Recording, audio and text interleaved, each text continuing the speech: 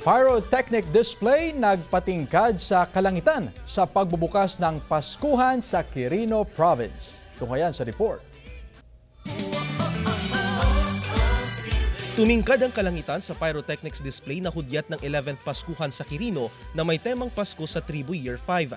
Ginanap ito sa Quirino Sports Tourism Complex sa Cabarugis, Quirino. Binuksan din ang mga kiosk na itinayo ng 6 na mga bayan sa lalawigan na nagpapakita sa mga kakaiba at natatanging pagkain, sayaw, kanta at mga artifact.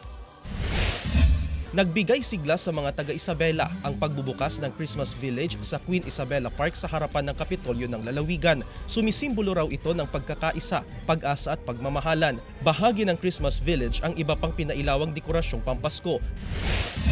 Dinarayo ang floating Christmas tree sa isang ilog sa Hermosa, Bataan. May taas na 10 talampakan ng floating Christmas tree na gawa sa kawayan, drum at metal wires. Bukod sa Christmas tree, instant attraction din ang iba pang pinailawang dekorasyong Pampasko na perfect place sa mga mahilig sa selfie. Jeric Pasiliaw, 1 North Central Luzon.